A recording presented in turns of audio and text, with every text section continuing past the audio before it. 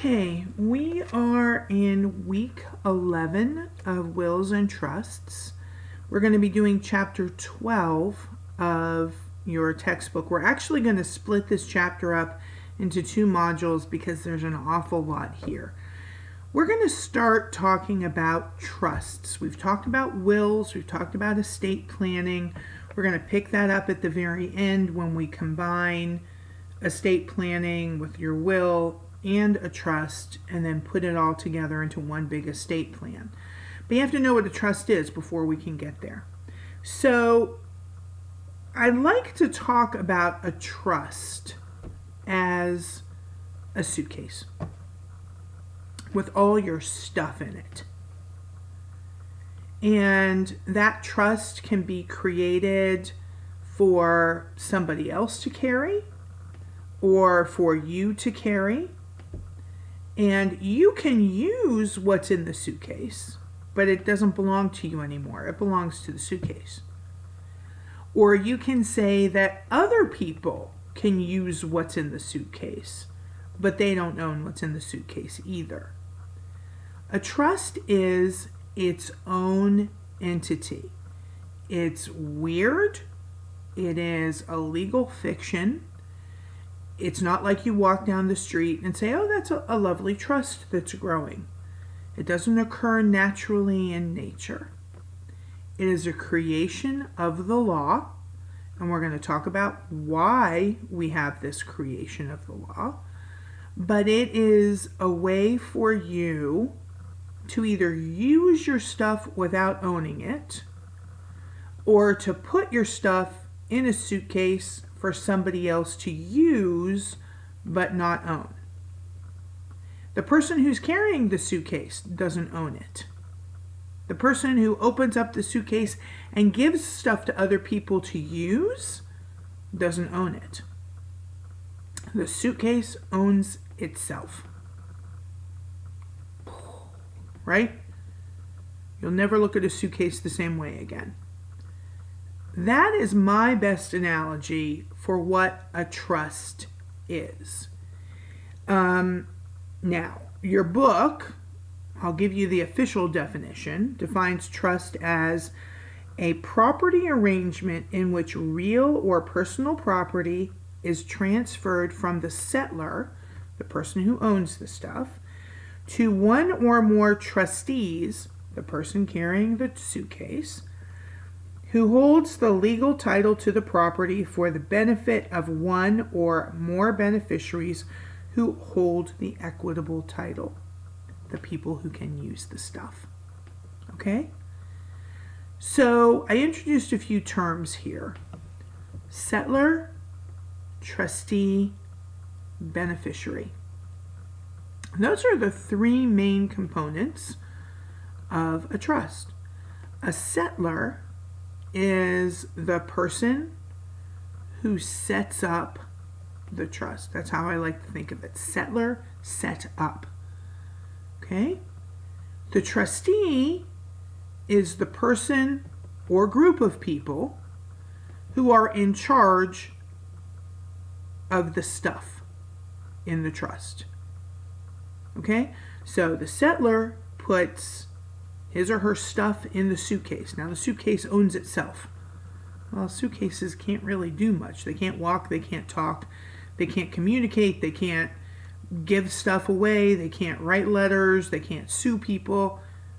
It's a thing. So someone has to be in charge of the thing and the stuff in the thing, and that's the trustee. And again, a trustee can be one person or it could be a group of people. And then the trustee holds the stuff for the benefit of whoever the settlor said it's the benefit for. The settlor can be the beneficiary. Ooh, that's weird. Why would you do that? We'll talk about that. Or the settlor, or the trustee can have other people for beneficiaries, or charitable organizations as beneficiaries. All of those things are possible. This legal fiction of a trust is huge. So, how do we know that we have a trust?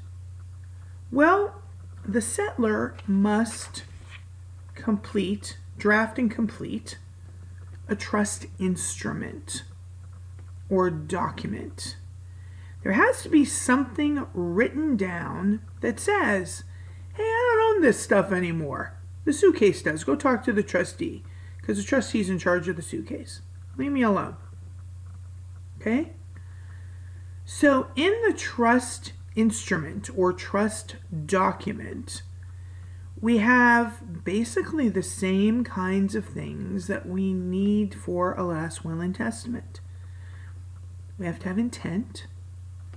We have to have capacity, right? You have to be of sound mind and body. And there has to be a signature and attestation. Sounds familiar, doesn't it? Well, it's like any contract. Any contract that you have. There has to be intent, there has to be sound mind, there has to be an agreement, signature, and someone's got to validate it. And that's a typical contract. Okay? A trust is a contract. Just like a last will and testament is a contract. Okay? So, with a settlor and a trust instrument, the settlor says, hey, I own legal and equitable title to all this stuff. And now I'm going to transfer legal title and equitable title to the trust. The trust will maintain legal title, but my beneficiaries will enjoy equitable title. What in the world did I just say? Okay. Anything that you own, you have legal title to and equitable title to. Those two things go together into ownership. So if I own a printer, I'm pointing to my printer over here. If I own a printer, I own it. I purchased it. I have the receipt for it. I legally own it. When I walked out of Best Buy couldn't say, you can't take that. And I'd say, I can take it because I own legal title. See the receipt? I also own equitable title. I can use it. Not well. I still haven't figured out how to scan on it. But I can use it. That's the equitable title. The use and enjoyment, as much as you can enjoy a printer. The use and enjoyment is the equitable title. When you buy a house, you only have the equitable title to it until the mortgage is paid off. The bank has legal title to it. Okay? But we can split those two things apart. Same thing with buy a car. If you use a car loan, which you shouldn't, you should always buy your cars outright. But if you use a car loan, the loan company has legal title to your car. You have equitable title. You're allowed to use it. Okay? And when you pay off the car, the loan company will transfer legal title to you, and you'll own both equitable and legal title. Okay? So back to a trust, everything that I have legal and equitable title to, I can transfer, right? I own it. I can sell it, I can give it away, I can do whatever I want with my stuff, right? I'm choosing to become a settlor and set up a trust where I am transferring my legal and equitable title to whatever I choose to put in the suitcase, to the trust. Okay?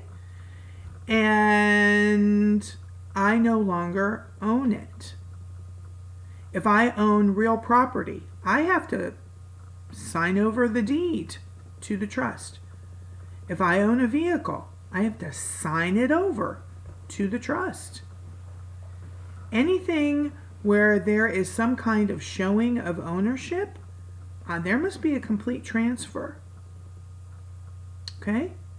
Why do we do this? Well, because we don't want to violate something called the statute of frauds.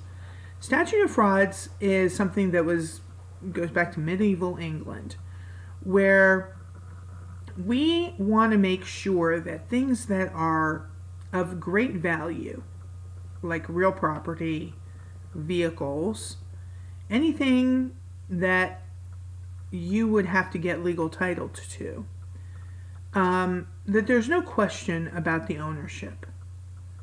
That's why we have deeds. That's why we have titles to vehicles, because we want to make sure someone can't willy-nilly show up on a piece of property and say, hey, I own it now. Well, no, you don't have something that shows that you have legal title to it, which in the case of real property is a deed.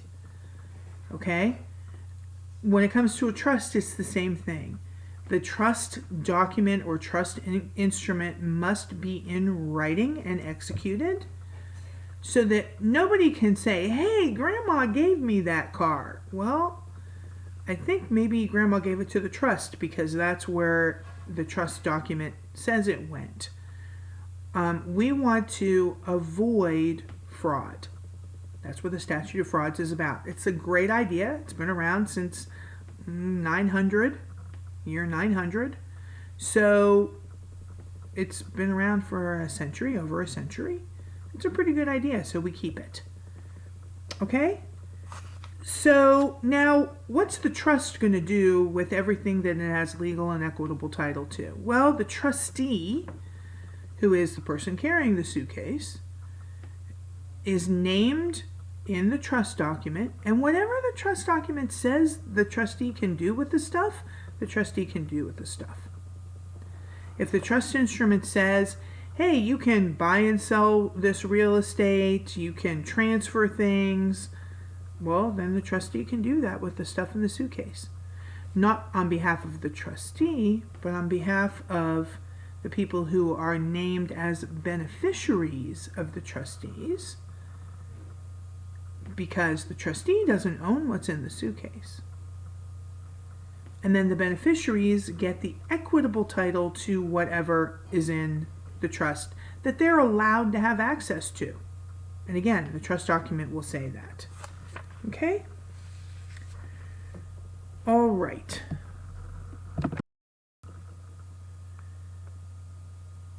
Okay, sorry for the interruption. So we have to have a settlor, we have to have a trustee, and we have to have a beneficiary, and we have to have a trust instrument. Now, can a settlor also be a beneficiary? The answer is yes. Lots of reasons why you would be able to do that, why you would want to do that. We'll get into that. But if I set up a trust, I put all my stuff in a trust, a trustee can then give my stuff back to me? Yeah. Not legal title to my stuff, but I can use my stuff. Okay? Can a settlor also be a trustee? Sure. I can put all of my stuff into the suitcase and I can carry that suitcase. But what's in the suitcase has to be for the benefit of someone else. The general rule is that the settlor can be two of the three entities that are involved in the creation of the trust. The settlor can be the settlor and the trustee. The settlor can be the settlor and the beneficiary. The settlor cannot be all three. Okay? And if you look on page 417, there's just kind of a breakdown of that the settlor can be two of the three, but not all three. Now, who can be a trustee? Well, any natural person can be a trustee, or a group of people can be co-trustees. Okay? You can also choose a bank, trust department, that's where they get their name from, to be the trustee of a trust. When you name your trustee, you are naming a fiduciary. Again, is this sounding a lot like a last will and testament, where you are naming your executor? Because it's the same idea. You want someone to carry out your wishes as are expressed in the trust instrument. So it can be an individual, a family member, it can be a lawyer, it can be an accountant, it can be your bank's trust department. Just like with an executor, you want to make sure that you have a backup. So if I appoint my daughter to be trustee over a trust that I create, what happens if she's not able to serve as trustee? What if, God forbid, something happens to her? What if she moves out of the country? What if she just doesn't want to be trustee anymore? You better have a backup, and that backup can be another person. Or the best practice is to have the trust department of some financial institution. Now, trustees are going to charge for their time, typically not if they're family. Again, just like executors, they're typically not going to charge for their time, if they're managing mom's trust. But if you do name a trust department of a bank or a financial institution, of course they're going to charge. That's how they stay in business. Okay? So just keep that in mind as you fund your trust, or as you make sure that your trust can stay in place for a while. Okay? Co-trustees. You can have more than one person. Usually you want an odd number, right? Just because two people can go in two different directions, you need a tiebreaker. Okay? So co-trustees, they must agree on action concerning property, and if there's more trustees than two, there's got to be a unanimous vote when it comes to dealing with property. Okay? We don't want to have a situation where, two people are ganging up on the third. Okay? How can you remove a trustee? Maybe your trustee doesn't have capacity to be trustee anymore. Maybe they've breached the trust that you've put in the trustee as a fiduciary. What if they have not gotten a bond? Just like with an executor, you can require a trustee to get out a surety bond for the same reason. If the trustee makes a mistake, well, then the surety bond covers whatever the financial damage is, and then turns around to the trustee for reimbursement. Okay? If they commit any kind of crime, especially a crime of dishonesty, if they have a long or permanent absence, if they move out of the country, or if they move across the country and they're not able to do their job anymore, if they show favoritism to one beneficiary over another, and usually that's only going to be in something like a sprinkling trust where the trustee is given a lot of discretion, or if there's unreasonable failure to cooperate with the co-trustee if one exists. If someone's just belligerent, just isn't cooperating, you can be removed. Okay? Now, what kind of powers does a trustee have? Because remember, the trustee doesn't own what's in the suitcase. They're basically the administrator over the stuff in the suitcase. They carry around the suitcase and they let the beneficiaries use equitable title whenever they can. Okay? Now, whatever's in the trust document or trust instrument wins over all of these other powers of the trustee. That's it. If the trust document says, under no set of circumstances can you sell my real property, I don't care if there's a statute out there that says trustees have the ability to do that. If it says no, you don't have the authority to do it. Okay? And if there's a question, we go to statutes. If there's ambiguity, statutes. A lot of trust instruments will start with, I hereby give the trustee or grant to the trustee any statutory authority available, which means you're pretty much giving them a blank slate to do whatever statutorily they're permitted to do. Okay? And most statutes say that you can buy and sell real estate, assets, reinvest proceeds, lease or rent property, carry on a business if a business is put into trust, vote stock and give proxies, lend or borrow money.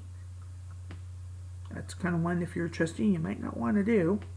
Hire attorneys, stockbrokers, accountants, insurance agents, compromise, settle, contest, or arbitrate claims or disputes, subdivide, exchange, develop, or improve real property, do anything necessary to carry out any of the things that I just said, or do whatever the legal owner of property can do subject to required performance on the trustee as to act as a fiduciary. Okay? The trustee in a lot of trusts is given a lot of discretion to handle the property as a fiduciary. Remember, a fiduciary standard is way up here. A fiduciary must do what's in the best interest of the trust. Okay? The main purpose, the main thing that a trustee does is carries out what the trust instrument says to do. There are many examples in your book. You can read through them. All I really expect from you is that you get the general idea of what a trustee does. Okay? Now, what about a beneficiary? We've gone through the settlor, we've gone through the trustee. What about the beneficiary?